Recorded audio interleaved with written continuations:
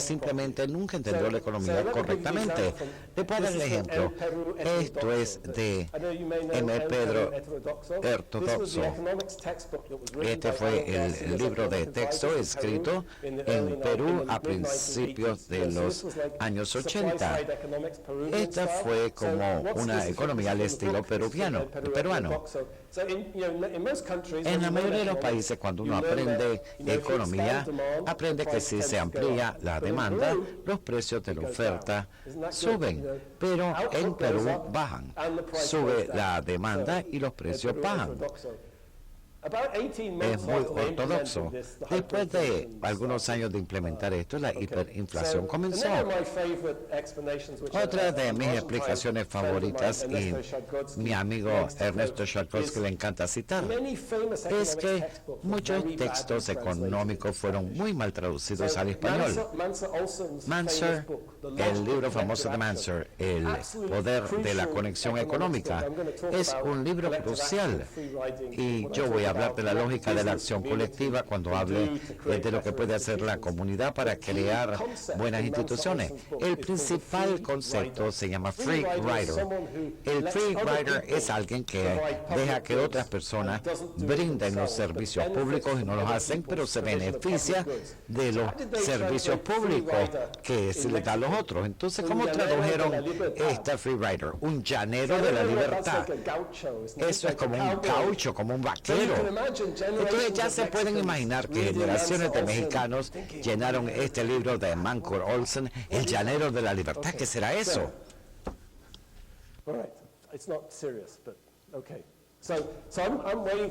Entonces yo estoy esperando que alguien me diga qué libro, qué parte de mi libro han sido realmente muy mal traducidos al español.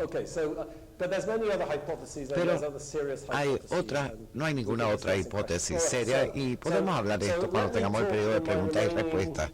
Entonces, en los 20 minutos que me quedan, déjenme hablar un poco más acerca de asuntos más contemporáneos en América Latina, y trataré de hablar más específicamente acerca de algunas instituciones económicas extractivas e incluyentes, pero mayormente extractivas, porque América Latina es mucho más pobre que Norteamérica.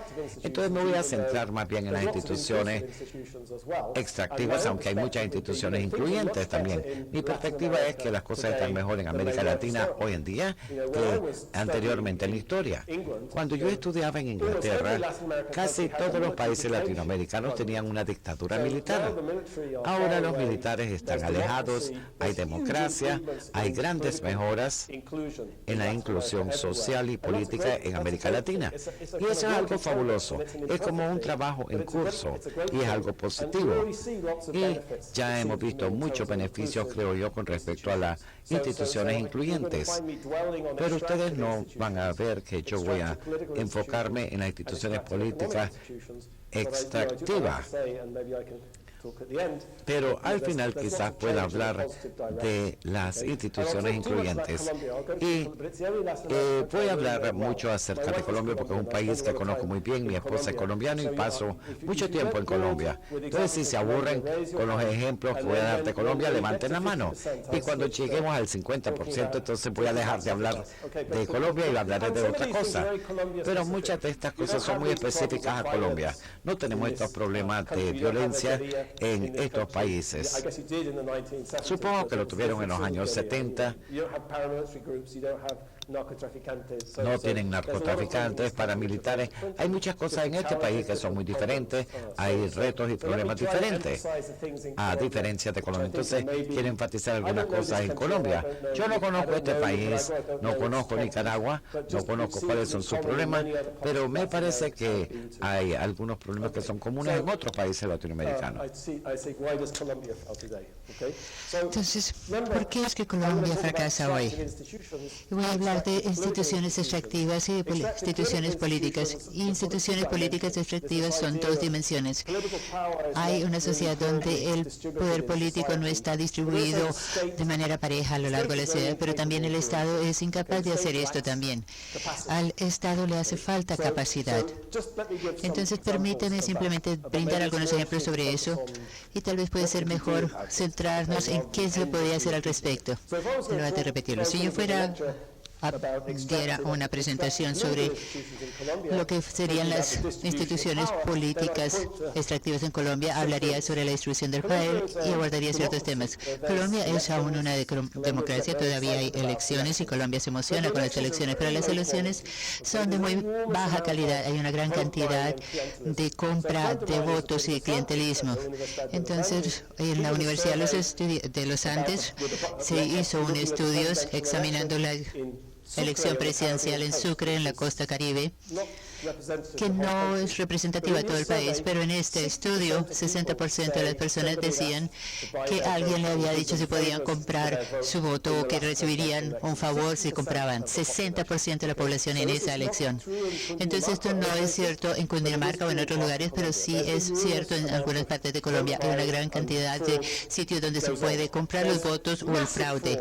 Hay fraude masivo, tan reciente como 2002, un tercio de las elecciones legislativas, un tercio de las elecciones fueron fijadas por los paramilitares, y también hay mucho de clientelismo, el intercambio de dinero, licor, comida o favores a cambio de los votos. ¿Y por qué eso es un reto para las instituciones incluyentes? Porque se trata de lo que es la regla, las regulaciones, no se trata sobre favorecer los servicios legales o contratos.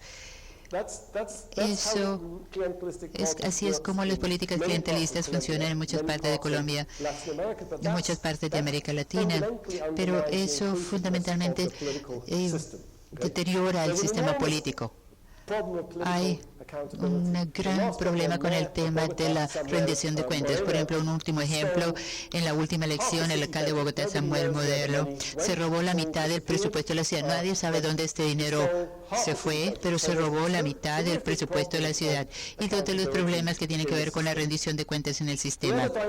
La otra dimensión, y como decía, hay esta democracia, pero es una democracia de muy baja calidad, porque es muy difícil proveer los bienes por el bien común, y eso es clave para la sociedad. El Estado también es muy débil. ¿Cómo sé que el Estado colombiano es muy débil? Porque no tiene un sistema fiscal. El ingreso es simplemente un tercio de lo que es el Producto Interno Bruto de Colombia. El 50% de las personas que trabajan en posiciones gubernamentales no fueron hechos en base a calificaciones o promociones, simplemente fueron designados, y eso crea una enorme incapacidad a nivel del Estado, y eso pasa a nivel de Bogotá. Si lo miráramos, lo examináramos en el resto del país, sería aún peor. Entonces es lo que hemos dicho, hay una gran cantidad, una incapacidad de implementar las políticas. Entonces examinamos las políticas nacionales, pero no tiene capacidad de implementarlas. Eso representa una gran cantidad de retos para poder implementar las políticas. No voy a entrar en los derechos, pero había un proyecto muy importante del presidente Santos para restituir la tierra para las personas que habían sido desplazadas. Básicamente, no se puede implementar. La ley de víctimas no se ha podido implementar, simplemente es una política que no puede ser. Millones de personas que tuvieron sus tierras expropiadas, apenas unos cientos de miles han tenido la capacidad de tener esto. Entonces, no puede enforzar la ley, la legislación tiene la manera de funcionar, es muy clientelista. Y para las instituciones económicas les mostré el mapa, ¿se acuerdan? Que mostraba la proporción de personas que no tienen los títulos de propiedad de sus tierras. No sé si ese es un problema en Nicaragua, pero ciertamente parece ser un problema en muchísimos otros países de América Latina, los cuales he visitado. Y eso realmente socava el sistema, porque no pueden obtener préstamos bancarios, no pueden invertir, porque no tienen seguridad sobre sus derechos de propiedad, y tal vez las mismas personas están reclamando el mismo trozo de tierra, y eso socava todo el sistema y los incentivos. Entonces, cuando hablamos de instituciones económicas extractivas, no es que las cosas suceden, es simplemente que es una falla en la capacidad del Estado. ¿Cómo es que las personas en Oklahoma reciben los títulos de propiedad? El Estado define, les da un título de propiedad y puede venir una persona con una pistola y tratar de quitárselo, pero el Estado se los va a defender. Pero en el caso de Colombia, el Estado no tiene esa capacidad. ¿Y por qué el Estado colombiano no tiene capacidad? ¿Cómo podemos resolver problemas políticos? Mencionaba dos dimensiones de lo que son las instituciones extractivas políticas, pero también veamos cómo interactúan.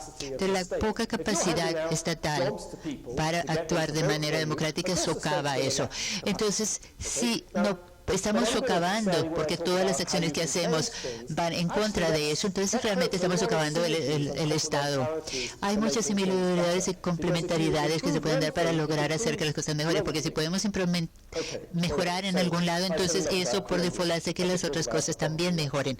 Vamos a hablar entonces suficiente de Colombia, pero la falta de institucionalización también. Creo que este tema de la informalidad o lo no formal también es importante, y me recordó algo también sobre cuando hablamos de la Revolución Francesa y estaba hablando de cómo se caracteriza, y estamos hablando de Tocqueville en su libro El antiguo régimen de la revolución, y nos dice que las reglas, que son muy estrictas, tienen que ser implementadas de manera más flexible. Y cuando tenemos normas, regulaciones, muchas veces no se hace cumplir de manera correcta. ¿Y por qué se implementan de manera como tan suelta? Nos queremos tener discrecionalidad cuando se hace cumplir la ley. ¿Y por qué tenemos esta palabra de discrecionalidad? Porque es una manera de organizar el poder, organizar la autoridad. En un sistema necesitamos el tema de la discrecionalidad para aplicar las normas, las regulaciones, las leyes. Algunas veces se pueden flexionar, otras no. Podemos darle bienes a unos y a otros no. Y este orden no formal o este orden informal que genera clientelismo, donde no tenemos que no es igual para todos, que no se aplica a todos, que no tenemos un Estado de Derecho, es como un virus terrible. Podemos organizar la sociedad de esa manera e inclusive lograr lo que es la prosperidad económica en instituciones extractivas por algún periodo de tiempo. Lo que pasó en Corea, como sucedió en Corea con General Park, él fue negociando con estos conglomerados de negocios, y usted les dijo, ustedes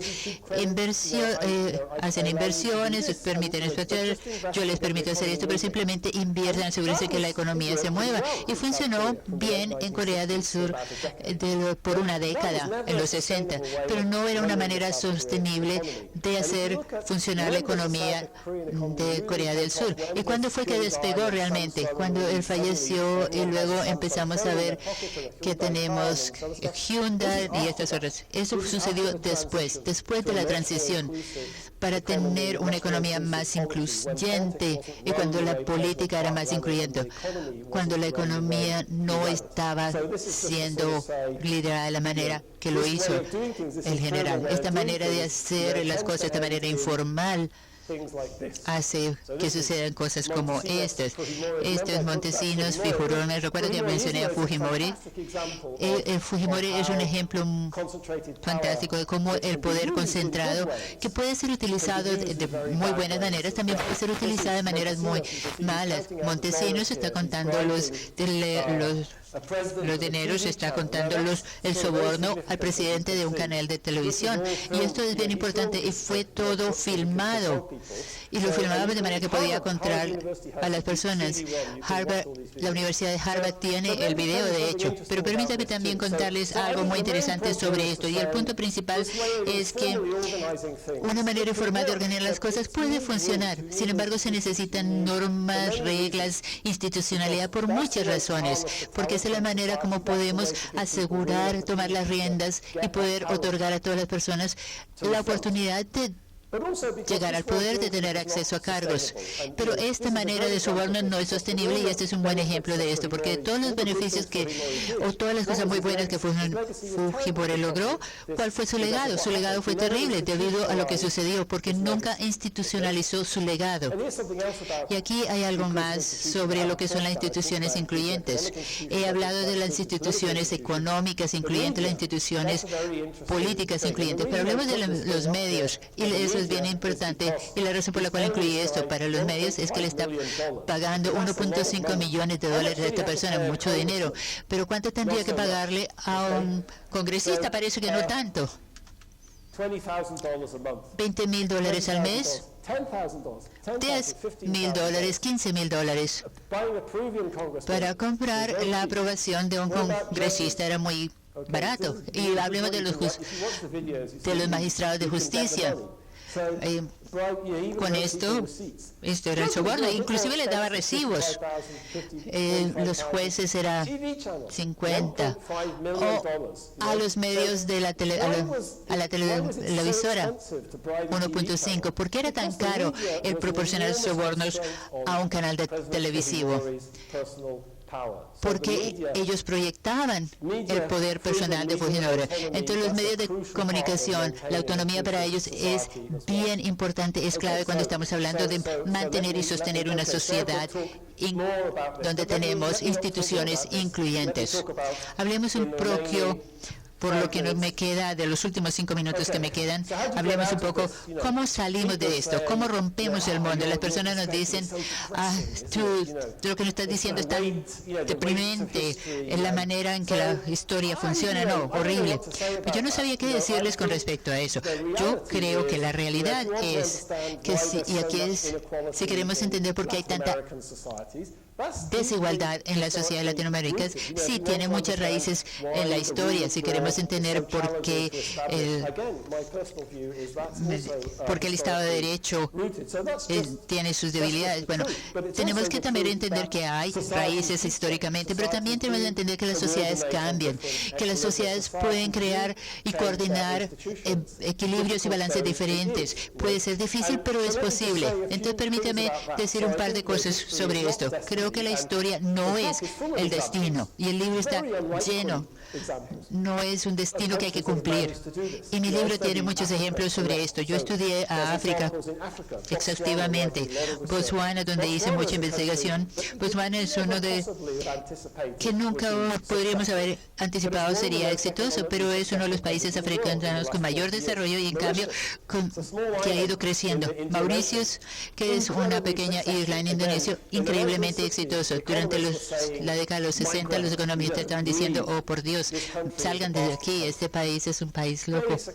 Muy exitoso, y fue un ejemplo de crear instituciones incluyentes. Así que podemos decir, y permítame decir algo sobre eso, y permítame decir algo sobre el papel que juega el sector privado, porque dentro de nuestro contexto podemos hablar de esto. En el libro enfatizamos bastante sobre lo que es los conflictos en las instituciones. Hablemos de la primavera árabe, y se trataba de la globalización de las personas y las sociedades que estaban hablando en Tunisia, Indonesia o Siria, cuestionando el modelo. Pero también podemos decir que en América Latina también hay muchos tipos de movilización social, de demostraciones contra instituciones extractivas.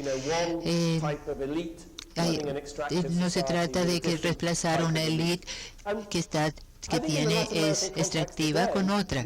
En el contexto latinoamericano, el día de hoy, tal vez esto no es tan relevante. Cuando el PT en Brasil se organizaba en contra de una dictadura militar, eso era antes, pero ahora estamos hablando de democracias y teoría. ¿Por qué debería ser yo optimista? ¿Y qué debería ser para ser más optimista aún? Todo lo que necesitamos hacer para ser más optimistas, estamos viviendo en democracia. Entonces, tal vez, no sé sobre este país, pero en Colombia, tal vez no comprar los votos. Pero ¿quién pierde cuando se compran los votos? Los que pierden son las personas, el pueblo, porque las personas regalan sus votos por 20,000 pesos o tal vez por un poco de cerveza o aguardiente. ¿Y qué pierden? Pierden el bien común. Pierden su Estado de Derecho y eso crearía mayores condiciones para el paso. Y es bien importante crear eso en una democracia. Si las personas pueden de manera colectiva identificar este problema y tratar de entender cuál es el problema, entonces pueden votar para lograr el cambio. Miren lo que acaba de suceder en Argentina.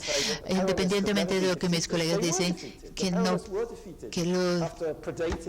podrían ser derrotados porque iban a socavar la capacidad del Estado argentino, ahora han sido derrocados. Y se puede. Cuando se dijo que no se podía antes, independientemente que los peronistas tenían esta maquinaria, bueno, se puede vencer la maquinaria si tenemos que hay personas que entienden cuál es el problema y logramos que se vea cómo es que las cosas podrían funcionar de manera distinta. Entonces creo que hay algo sobre eso y a ese nivel, entonces este es un mensaje optimista. En Colombia, si lo examinamos, hay políticos que están tratando de crear la institucionalidad, de crear el bien común, de trabajar por el bien común.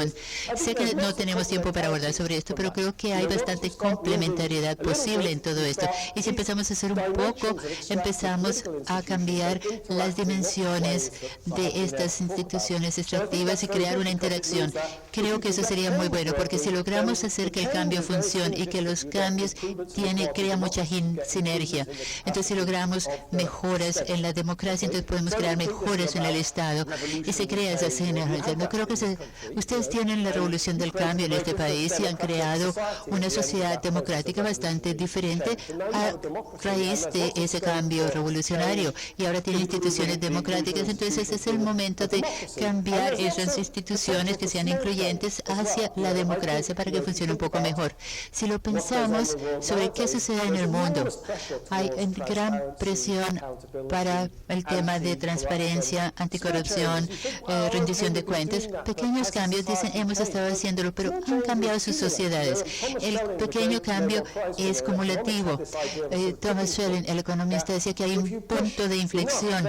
Si uno lo empuja lo suficiente, entonces las cosas empiezan a moverse, a avanzar. Yo soy británico y si miramos la historia británica, se tomó tanto tiempo convertirse en algo inclusivo. Gordon Brown tiene esta broma donde dice que tratar de crear un Estado de Derecho los primeros 500 años es lo más difícil. Entonces, claro, eso desde la perspectiva británica. Bueno, de hecho es... El mundo se mueve a gran velocidad, pero en América Latina decimos, busquemos, hay muchas cosas que están funcionando y que están funcionando bien. Y no sé si hay algo mexicano en el salón, pero recientemente estuve en México y se estaba hablando sobre el escándalo del primer ministro y del presidente. Tenían estas casas y esta tierra y estos negocios y estos contratos. Yo no sé lo suficiente sobre eso para saber si era ilegal o si debería ser llamado corrupción o no. Pero creo que mis amigos mexicanos me dijeron, y eso es lo que yo sabía, es decir, está finalmente abierto, las personas están hablando sobre esto es genial, esto no hubiera pasado nunca antes en México, 10 o 15 años atrás, pero ahora tenemos leyes sobre transparencia que tienes que probar cuáles son los bienes, los activos que posees, y es muy bueno que el público, las personas puedan hablar y saber si es corrupción o no, qué es lo que queremos, qué es lo que se permite, qué es lo que no se permite. Eso es muy saludable y creo que se ha hecho gran progreso y esperemos que suceda y que se avance mucho en que haya más desarrollo. La manera de cómo se hacen los negocios. Simplemente hacer las normas normales desde la perspectiva de hombres de negocios, mujeres de negocios, como hacer las cosas que les gusta, crear trabajos, incrementar productividad, generar ganancias. De eso se trata cuando se hacen los negocios. Mi ejemplo favorito sobre una transición hacia instituciones más incluyentes y como consecuencia de eso hay un estudio hermosísimo. Italia en la década de los 70 en Nápoles había una máquina política muy clientelista, controlaban todo lo que era la política en Nápoles y eso colapsó en los 70 y colapsó porque los subsidios gubernamentales no había suficiente de eso. De las la industria automotiva de la parte norte de Italia, Fiat, que hacían eso, proporcionaban seguridad laboral, pensiones, seguro. Entonces teníamos un sector formal laboral y había un sector que controlaba el Partido Cristiano Democrático. Desapareció. Ahora que vamos a América Latina, el mercado laboral está tan informalizado, la existencia de las personas, la subsistencia es tan precaria. Entonces ahí es cuando decimos que estamos y caemos bajo el control de comprar los votos. Entonces, cuando hablamos de la generación de empleo, eso es lo que los negocios pueden hacer y puede tener grandes consecuencias en términos de institucionalizar y ser incluyente. Eso quiere decir que cualquier cambio que pueda promover el formalizar, que promueva el sector de negocios, que pueda promover la institucionalidad, es importante. Y eso es lo que los negocios, el mundo de negocios debería hacer. Y lo que es clave, crucial, cuando pensamos cómo el sector privado puede promover instituciones más incluyentes, es una organización colectiva. Se necesita trabajar de manera conjunta, colectiva. Si ustedes están en un sistema que es extractivo, están continuamente enfrentando retos. En la economía lo llamamos el dilema del prisionero, porque lo que se hace es estar compitiendo, hombres de negocio compitiendo en este sistema extractivo. Entonces, ¿cómo se aborda eso? Permítame darle un ejemplo de Argentina. Sé que hablo también de Argentina, pero también podría hablar sobre Colombia, pero vayamos a Argentina. Y lo llamo el caso de Salta, gracias a Luis Moreno Ocampo, que era el fiscal principal. Y este es un ejemplo real de los retos que las personas se enfrentan y por qué es que se necesita hacer una organización más colectiva. Había un contrato que proporcionaba servicios al gobierno y era un contrato, la ciudad de Salta tenía 2 millones y el alcalde le dijo: le voy a pagar el 33% de este contrato, pero me tiene que pagar un soborno por cualquier pago que yo hago. Eso quiere decir me tienen que dar $660,000 bajo la mesa en efectivo. Usted es una persona de negocios. ¿Qué hace? El alcalde era del mismo partido político que el gobernador y era muy cercano al fiscal. El gobernador era el dueño del periódico estatal.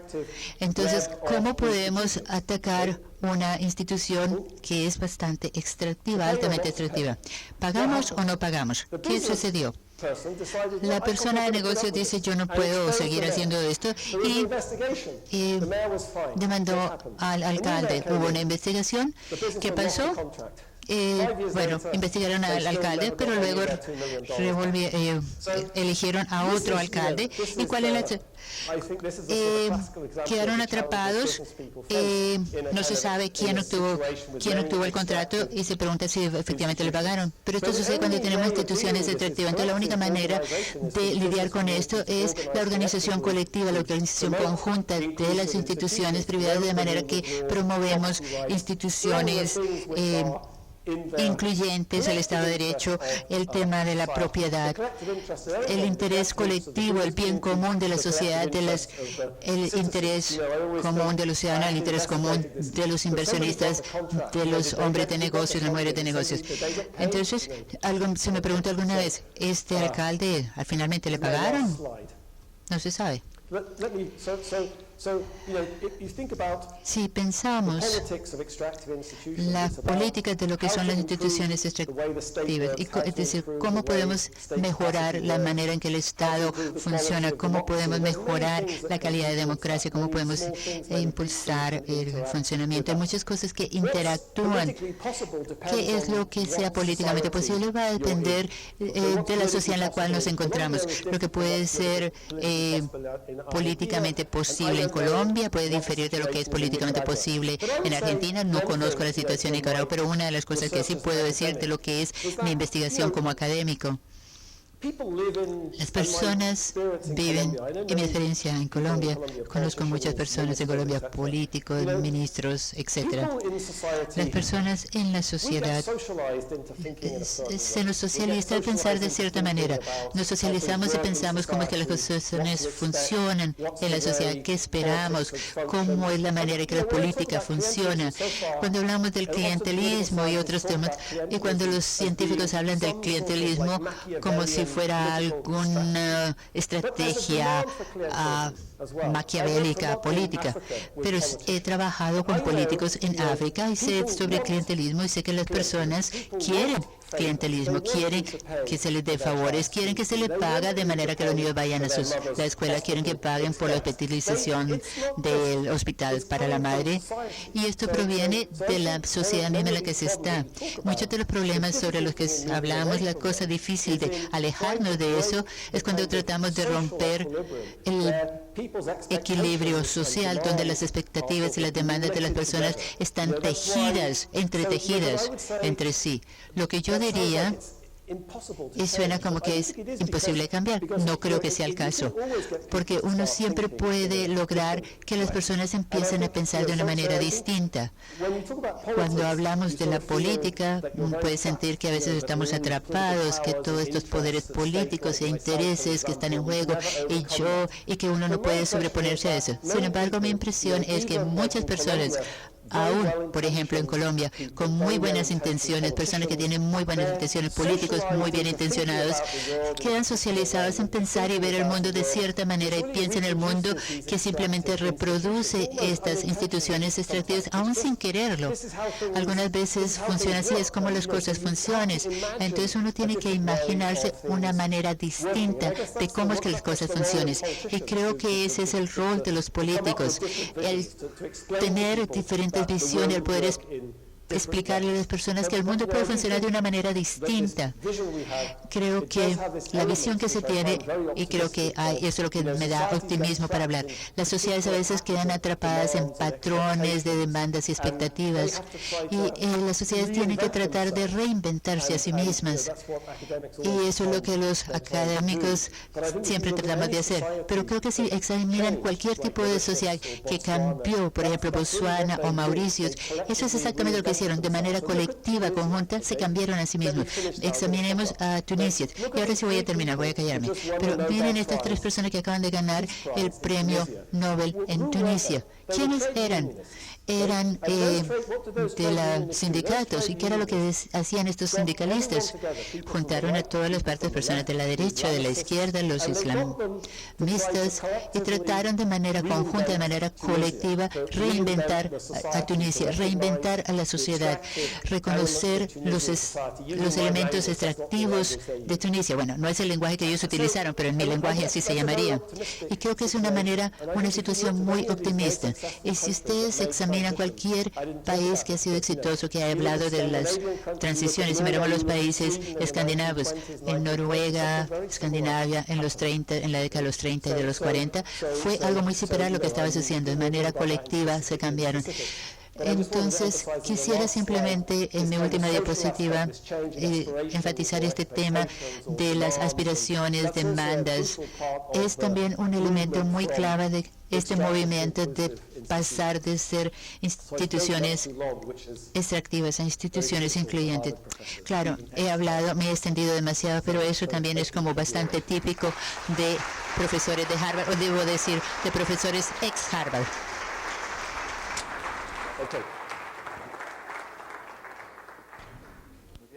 Sí, van a levantar la mano, por allá tenemos la primera. Por favor, los micrófonos. Van a ver micrófonos, se tiene que quedar en su lugar. Llévele, por favor. ¿Hay alguna otra persona que quiera ayudar, por favor, con el otro decán? Allá, mira.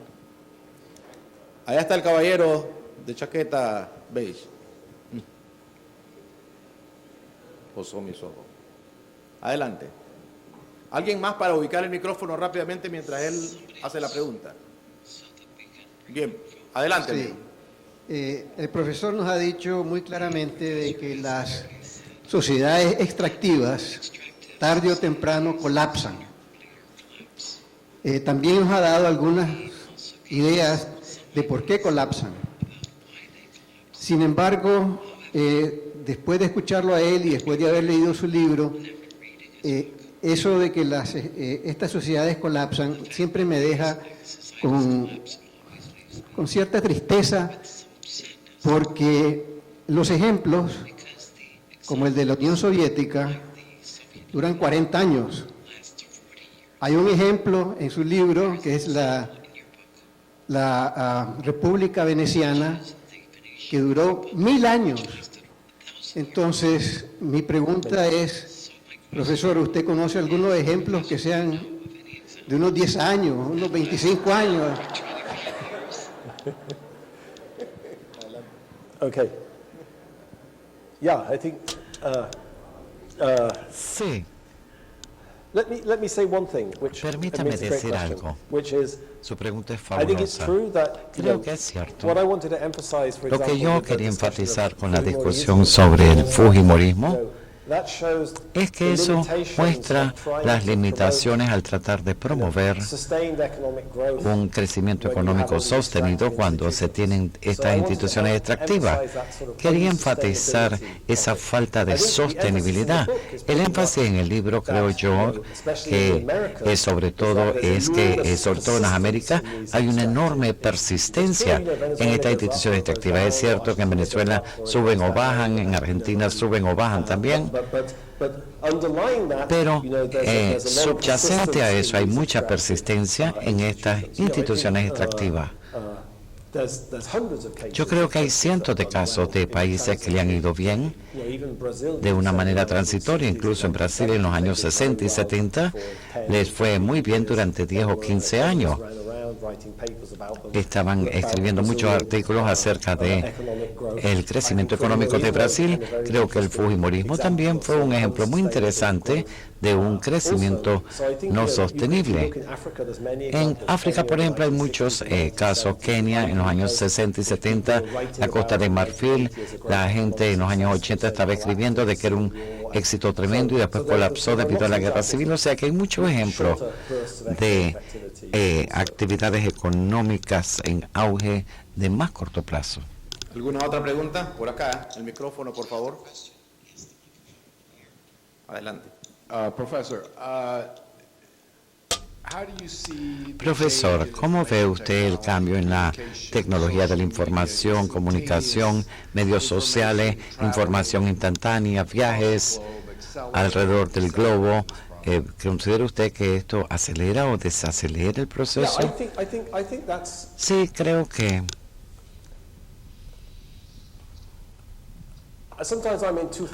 a veces tengo dos pensamientos acerca de eso, pero creo que el efecto básico es que las personas están mejor informadas acerca del mundo hoy en día que anteriormente. Yo he trabajado mucho en África y en África todo el mundo tiene celular. Uno está en la cuenca del Congo y la gente tiene celulares. La gente sabe qué es lo que está pasando con respecto al presidente y los escándalos, etcétera. O sea que ese flujo de información, podríamos decir que está condicionado en la habilidad del gobierno de controlar la información. Si vemos a China, por ejemplo, el gobierno chino controla enormemente la información y de hecho el gobierno chino hace una semana, introdujo un esquema para clasificar a sus ciudadanos. Usted es un buen ciudadano, un mal ciudadano. Y esto es más parecido a el libro de George Orwell, 1984. A George Orwell le preocupaba que la tecnología moderna iba a facilitar el autoritarismo en las sociedades extractivas y no en sociedades incluyentes. Ahora pensamos todo lo contrario, pensamos que es muy difícil controlar, es muy difícil que los gobiernos controlen a los medios de comunicación y el flujo libre de información y que eso va a mejorar la rendición de cuentas y va a aumentar la cantidad de información. Pero creo que hoy en día es mucho más difícil. En África, por ejemplo, donde yo trabajo, es mucho más difícil sostener el tipo de instituciones extractivas autoritarias que teníamos hace 20 o 30 años, porque las personas ahora tienen una idea muy diferente de cuáles son sus derechos, qué es aceptable, qué otros tipos de sistemas existen alrededor del mundo, y ellos entienden. Por eso es que tratan de irse y cruzar el Mediterráneo, porque quieren todas las mismas cosas que yo tengo. Quieren tener las mismas oportunidades, quieren escuelas para sus hijos, quieren atención médica, empleo, quieren viajar, quieren venir a Managua. Entonces las aspiraciones de las personas son muy similares y creo que usted tiene absolutamente toda la razón. Es mucho más difícil sostener las instituciones extractivas en ese entorno. Después de decir eso, aún es difícil crear instituciones incluyentes